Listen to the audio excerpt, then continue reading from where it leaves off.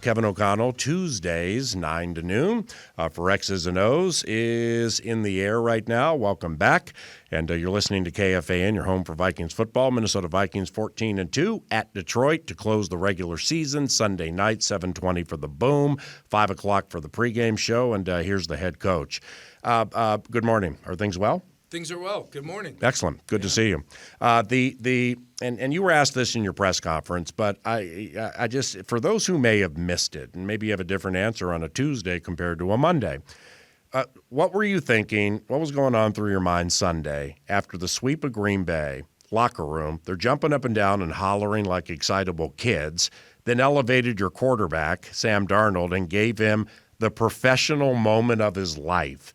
Like, what was in your heart at that moment? Yeah, I tried to explain it, tried to put it into words. It's PA. We get so, incredibly wrapped up in the minute to minute, the time on task it takes to put together a game plan every single week, all those things. So you can lose sight sometimes of the big picture. And I just felt like my entire team and Sam and just that moment of just everybody being totally connected, it was a special moment for me. If fans just understood the amount of work that not only Sam but our whole team have put in this year, and really in many ways, we've had our great fan base behind us every step of the way, but in somewhat, national darkness in a lot of ways, where nobody really cared about the Vikings. Nobody really cared about the work that was taking place here on a minute-to-minute, day-to-day basis. So to see that in that moment and to know we at least finished up our home schedule for the regular season, 7-1, that meant a lot to me. It meant a lot to me to see the reaction that Sam's teammates had for him. And then just seeing the genuine joy on his face, because when somebody works like he has and put in everything behind the scenes that he has to experience that and really put a stamp on what was a big day for us, important day, to find ourselves where we are this week. Mm-hmm. I got caught up in the moment. I loved it. I loved everything about it. When you're mic'd up during games, all Which right? I do not like. But nevertheless, you agree or acquiesce, and you were mic'd up this last game, correct? Yes. Okay, so when you're mic'd up during games, do you totally forget it's there late game when there's like tension? I forget it's there after warm-ups. Oh, you do? Well, that's a good thing. I really do not remember. I'm totally consumed in, what from the time I walk out for, right before our team gets introduced, you kind of got to go to a different place. I mean, there's a lot that goes into my job on game day, first and foremost as the head coach, but it's a little bit different when you are the play caller and you are, the direct line of communication into the quarterback, and you're obviously communicating with all your coaches, starting with the coordinators and Matt Daniels and Flo, throughout the game, how we're managed. I can't remember the fact that I had this microphone on, but I always remember it after the fact because it's normally the first thing. I got to get it off me before before it starts to. I start to get too comfortable with that thing on. A lot of trust involved there, right? Yeah, especially with the footage that is captured, because I'm sure there's plenty sitting on, some hard drive somewhere that hopefully never sees the light of day. To the game for a second, the sweep of Green Bay, and I hope you agree with this. I feel a really, really underplayed and under-discussed key to Sunday's win was putting Jaden Reed on a 1-for-6, 1 catch, 6 yards, after that 7 for 139 and 1 week 4. Do you see it that way? Yeah, and I thought Flo and his staff did a really good job. We had talked early in the week about, a lot of their game plan would be tied to, trying to find open space in the midst of knowing we were going to try to stop the run. So one of the things that Flo and his staff did, they wanted to tighten up. They wanted to play a little bit more man coverage than we had shown, and I thought we caught him off balance with that early on in the game, and Matt and his staff did a nice job adjusting and trying to, make some second half adjustments, especially when they were in the 2-minute kind of mode there in the end, going fast, trying to come back into the football game, get back into the game. But I thought that was a huge part of it, and really make them have to make high-level pitches and catches under duress in the pocket with guys attached in coverage thought that was a huge part of our game plan, and the guys made it to come to life for sure. With your quarterback, Sam Darnold, for those of us who follow it closely but obviously are not in the meetings or knowing what's expected to happen and whether it did or not, it's what's popping up late. His future and everything has been kind of a thing for a month and a half, but it's people looking to pinpoint when Sam went from a good reclamation project to just all-out Frankenstein mode. Seriously, from like that reclamation project to this monster was just fantastic. My stab at that, somebody asked me over the weekend, is the Jacksonville game. Mm-hmm. And the 3 picks, should have been 4, but Darby's was nullified. Ronald Darby with a pick, and there was a penalty. But 3 picks there, then you go to Tennessee, and then maybe there's 1 or 2 like head scratchers in that game. Then you go to Soldier Field, and that's when the starting gate opened, and they're racing. I think it was key for the duration of the whole season, because obviously Sam got off to a very good start at the beginning of the year. He was able to catch a pretty good rhythm early on in the season, and then we kind of got to a place where I think he had comfort level in the offense, but time on task and the monotony of the middle of the season starts to come into play. And are we really doing the things that we've really preached and focused on from day one? Are we really footwork, making decisions with the football, understanding he's managing the game in a lot of ways for our whole team when you play quarterback, and that's not the game manager label's been thrown around the wrong way for many, many years in this league, because you can manage a game and still throw 33 of 43 for 377 and 3 touchdowns. Every week. And that's not managing the game. Right. But to do that, you've got to manage the game. Yep. But after that Jacksonville game, which we were very fortunate to win, ran the ball 40-plus times, defense forcing turnovers in the second half, and John Parker Romo making those field goals. We won the game however we needed to. Right. And a lot of teams get credit for winning a lot of different ways.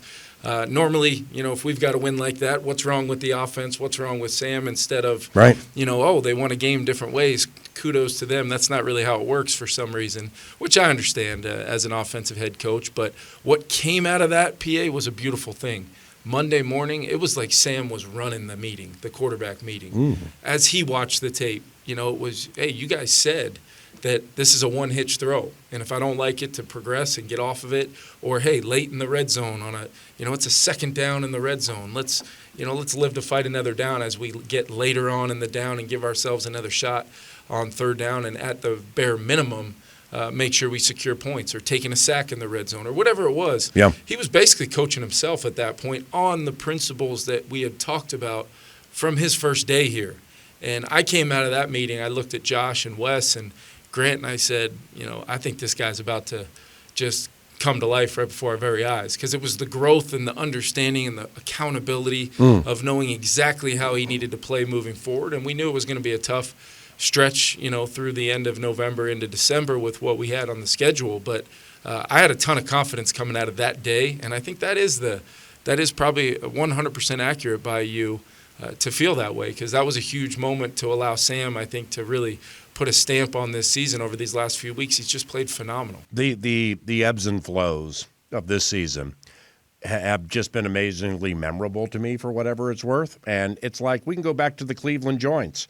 Okay, you're 3 minutes into it, and Addison messes up his ankle. Yeah. And just to see how sad he was, and everything slowed down. He's quiet in the first place.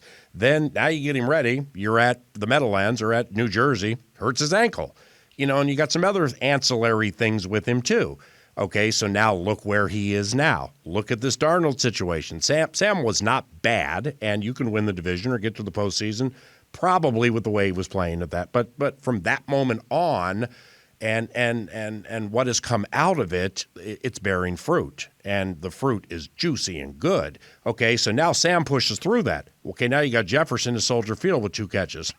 You win the game, 2 catches, has a big 20 in overtime, but now he's like, wow, just this vice. You're talking about it in here. It's like you said, just imagine an NBA game, and you got the best player in the NBA, and he's triple-teamed every single time. The coach trying to figure out how to get around it, that ain't fun. And the guy who's getting tripled, that ain't fun.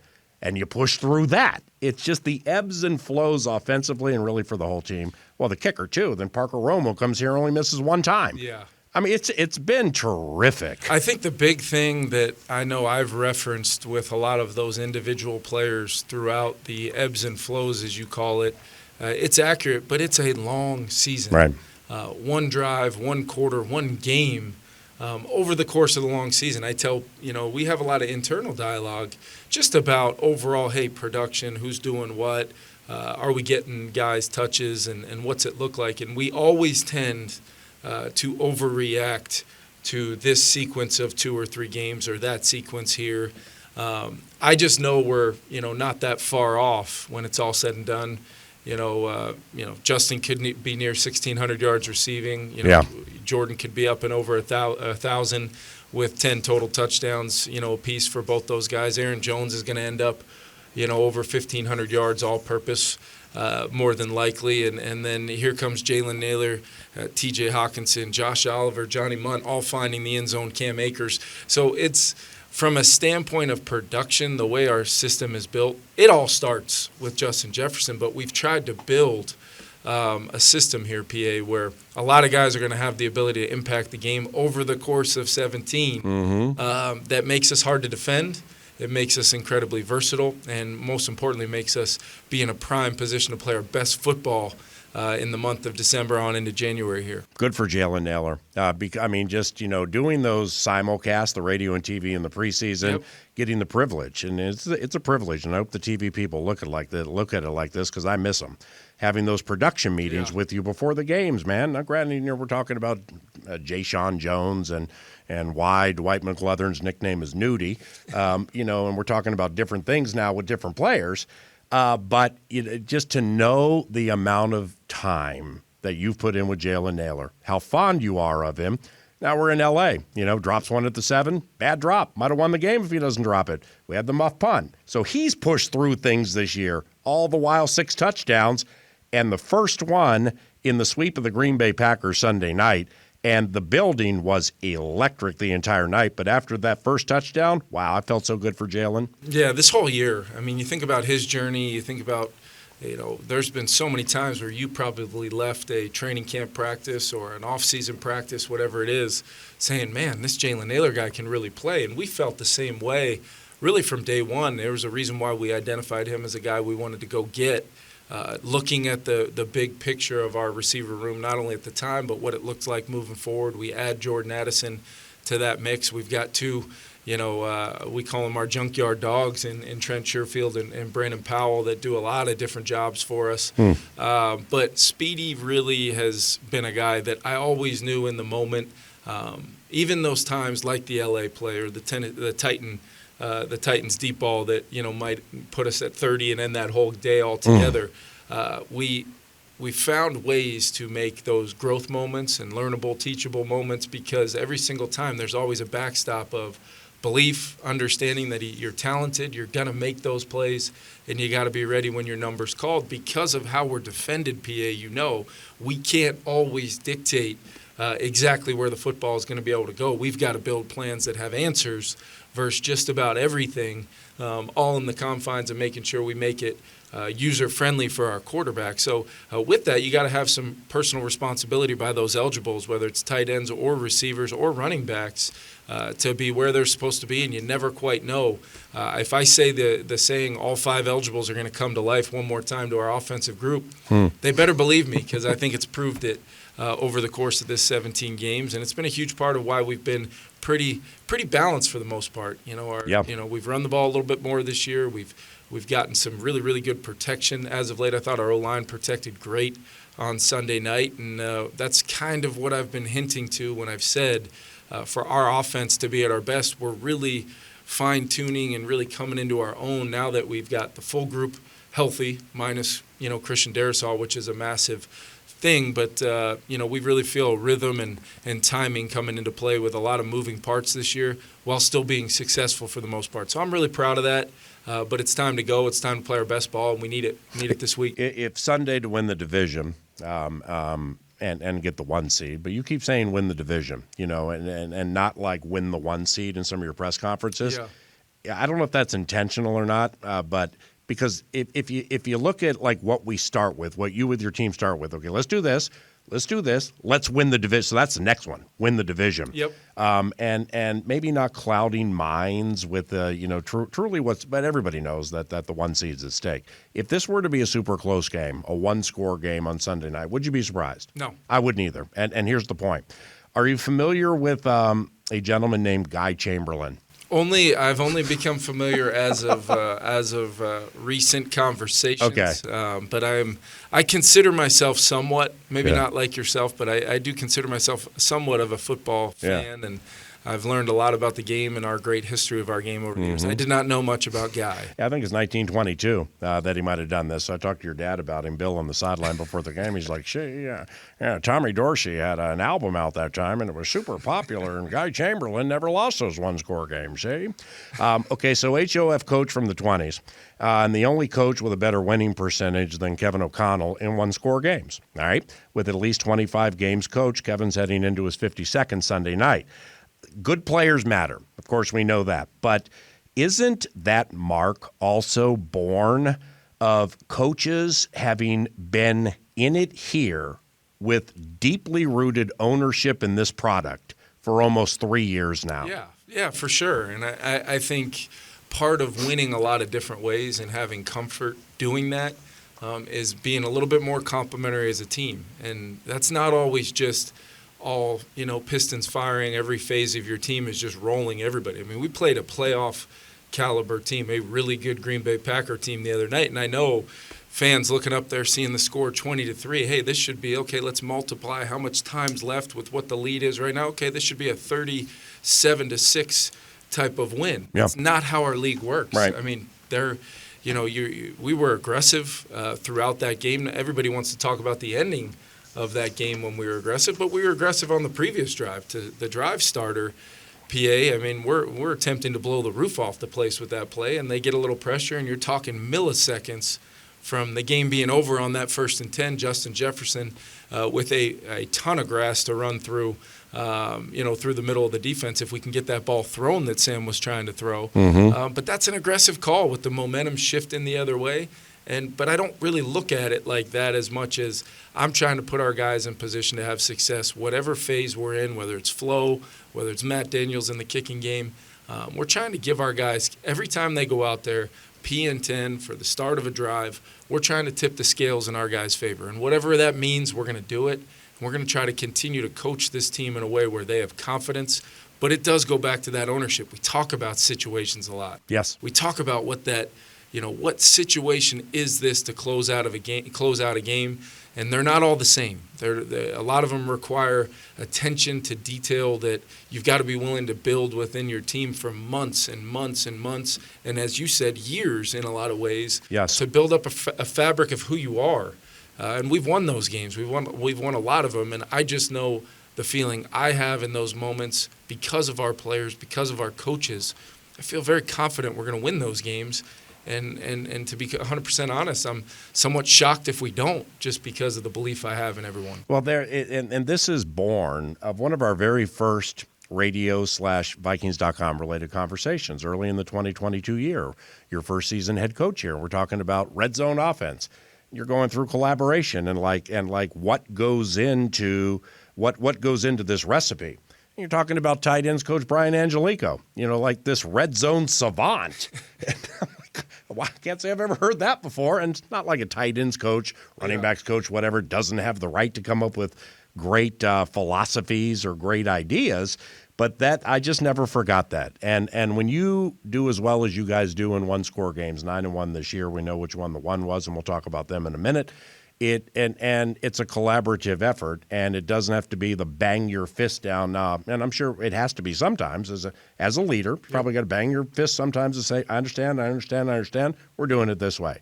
But that's not how you explain a lot of things with these coaches. And to have that mark where it is, the collaboration, offensively speaking, defensively too, I would imagine, is imperative. Let's wrap it up with the Lions.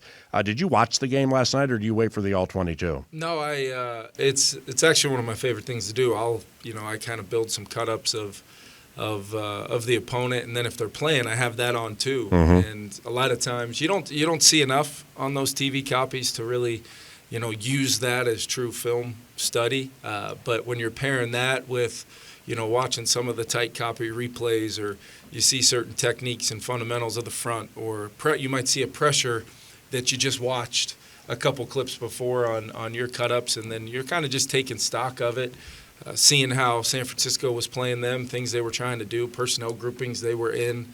So it's work time, but at the same time, you're getting a front row seat watching your opponent in a live fashion play out a very competitive, physical game like they did, and you've got to be using that time to your benefit because when I was already at my desk this morning when I believe their plane was landing local there, so right. That's got to be an advantage for us. But knowing Dan and his staff and how the way they've built that thing, that cannot be anything more than just a simple message to the players that, hey, this is what happened. They played Monday night. You guys know that.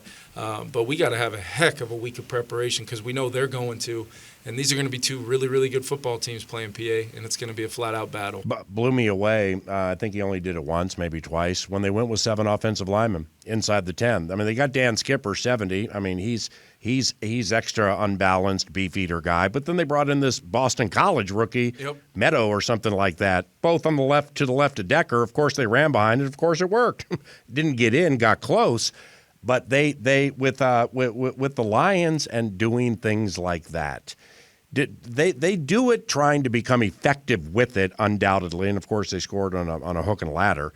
But do you notice that they do things sometimes to have you think that they're going to do things moving forward, then they never do it? You know what I mean? Oh, yeah. I mean, the true foundation of what everybody does that, right? Well, really what they do there is really predicated on a lot of the things that have been born through their time together and their being him and Jared. And a lot of which a lot of the foundation of what they do comes from a place of some of the things Jared did early in his career. And things look familiar to me in many ways. But I think what Ben does a great job of is really utilizing their great personnel in multiple ways. Maybe that is extra linemen. Maybe that is, when they were healthy, both those running backs on the field at the same time. What does Jamison Williams do well? They've got one of the best separators in football in Amon-Ra that works the middle of the field as well as anybody. And then Laporte is an ultimate challenge because he's a really well-rounded, high-level football player. And they got one of the best O-lines, if not the best, in football. So what Ben's able to do is a lot of things look the same. A lot of things put you in a real bind. A lot of things attack individual aspects of your coverages or your front structures, and it's over and over and over again. You got to play really well. You got to be really sound with your techniques and fundamentals. And then this game, fans have heard me say it a lot this year, but this game's going to come down to play style. You're going to have to individually win, and your individual matchups. And doing that is not just words here in the radio station room this morning. That takes that takes a level of want to and desire that both teams are going to be putting out there on a snap in, snap out basis. I think it's going to be a phenomenal football game, and we're certainly going to put together a week of prep to go win this thing. They can score, and they're the highest scoring team in the game, and they can score, and I'm sure they will score some touchdowns Sunday. But how great is it? And in the pregame up to the Packers game, we talked about health. And we talked about, your training staff and your performance team and Josh Hengst and his staff. The fact that you're able to come into this thing with at least 11, 12, maybe 13 preferred defensive guys, that then you have Cashman and Pace together, which you did not have first time you played them. That's fantastic. Win or lose, that's fantastic. Yeah, I think we so much, for fans that didn't hear it, what we talked about in the pregame was the names and faces of people that some Vikings fans may never know, may never see. They're incredibly impactful to what we do because it's about the player in this building. It's about putting them in the best positions to have success. It's about making them fall in love with the idea of being a Minnesota Viking and can't wait to come back tomorrow to do it again and again and again. And we'll see where that gets us this year. But we got something that I'm very, very proud of in that locker room, and I know our players are too. And we've just been so thankful and fortunate, PA, for our fans and what U.S. Bank Stadium's been this year to us. And we're trying like crazy to make sure we have not played our last game there. All right, last one, I promise. First time in what will be Kevin's 52nd, I'm excited, 52nd game here. that you'll be in an arena where it's super loud and everybody's against you with a lot on the line. Yep. You faced it. Seattle was loud. They were against you. But there's a lot on the line in this one. If you're able to compartmentalize what your preach is to the guys this week, like what your common thread preaches up to a moment like this, what would it be? Yeah, I think, as I kind of work through what that'll look like later in the week, I think a huge part of it is I don't think for the journey of our team this year, I don't think there's any other way I would want this thing to close out before we start the next phase that we've earned the right to be a part of, being the postseason tournament. But there's no better way for our team. The journey that we've been on from day one, talk about the win projections and, hey, this team might have the first pick in the draft. And it felt at times like we were the only ones that believed in what we were doing early on. So why not finish this thing off in a place where the entire building, the entire city, the entire aspect from the time you get off the plane when we land in Detroit to the time we hopefully get back on victorious is going to be about us and only us. And there's no better way to finish it off than to go do this together, and that's what we're going to go try to do. Awesome. Thank you. Yeah, thank you, PA. Kevin O'Connell, head coach of the Minnesota Vikings, and I'm Paul Allen. That's X's and O's, and we're back after this.